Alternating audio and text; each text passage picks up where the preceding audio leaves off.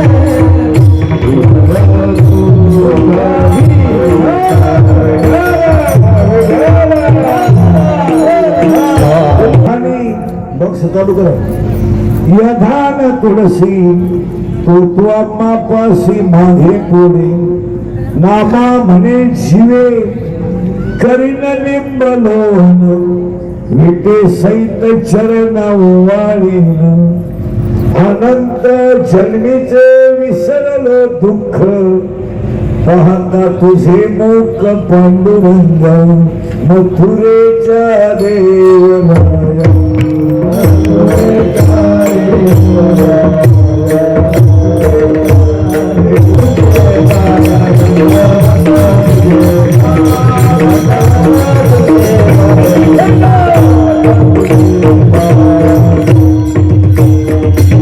पृथ्वी जशी पंचमहाभूताशिवाय बनू शकत नाही तसा कलियुगातला माणूस संतांच्या विचाराशिवाय सुखी होऊ शकत नाही।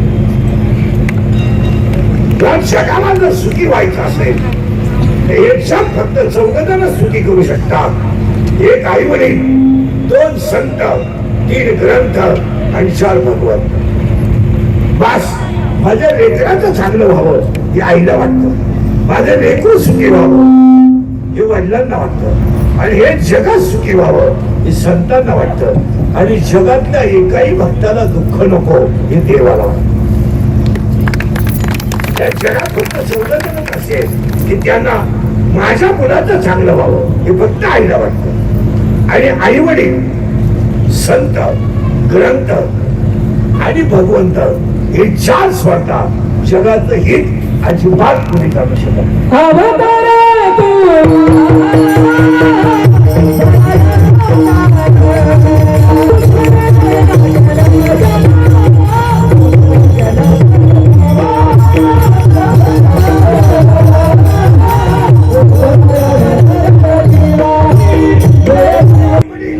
संत, ग्रंथ आणि भगवंत हे चौघ जण स्वतः जगाचं हित कोणी जाणू शकत नाही. त्याचं उत्तर असं इतकं सुंदर आहे, इतकं सुंदर आहे की ह्या जगाला सुखी करण्याची ताकद फक्त आई वडील, संत, ग्रंथ आणि भगवंत या चौघांमध्ये आहे.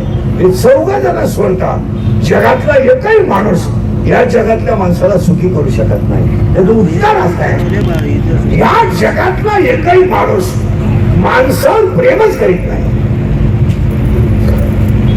जगातली सगळी माणसं पैशावर प्रेम करतात.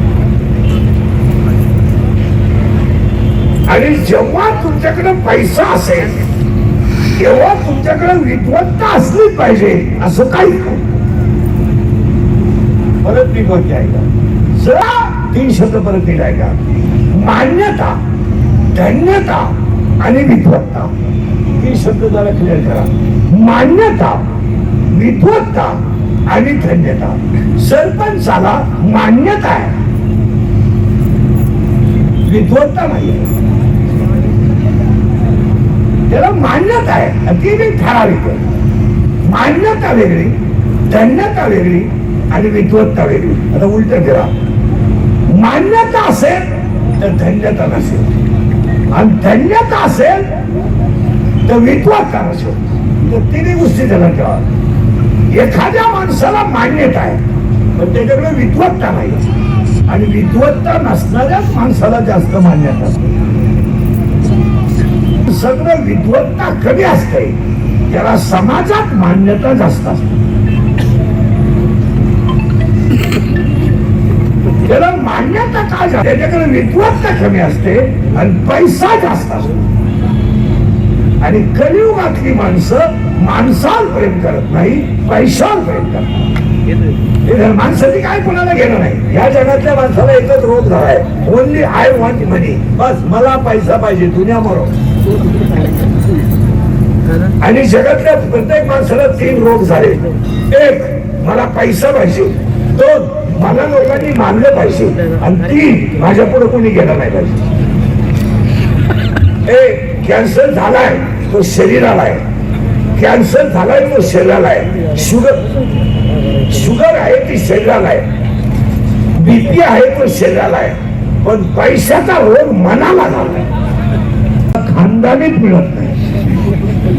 नाही, जी माणसं बायका पोरं सोडून बोलत हिंडतात ही माणसं धार्मिक नाहीये, ही कामचुकार माणसं आहेत. त्यांना काम गोड लागत नाही म्हणून यांनी पांडुरंगाचं नाव घेतात. तसं नाहीये. उत्तर नाही सुंदर आहे. ऐका आता करंट लागलं तुम्हाला, मग आता करंट लागलं की मलाही सोपं झालं, तुम्हालाही सोपं झालं. आरतीला मार्ग आणि धूम्र मार्ग. पण हा प्रश्न तुकोबा राहिला जर आपण विचारू पाहिला,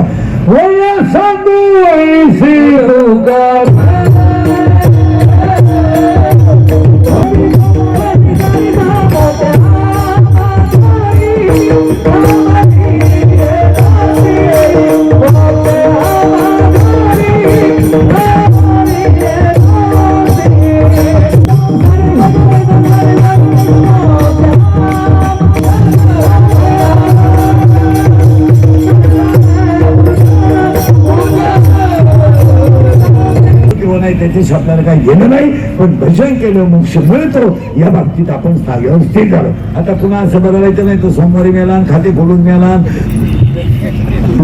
नातू जवळ असताना मेला. हे सगळ्या पक्काच्या आईपाशी भिडा तांगड्या लावून मारलेल्या गप्पा आहे. तुला शेंडाय नाही बोलू काय नाही. पहिला प्रश्न फाईल झाला ना, नामाने मोक्ष मिळतो. अरे इथपर्यंत आता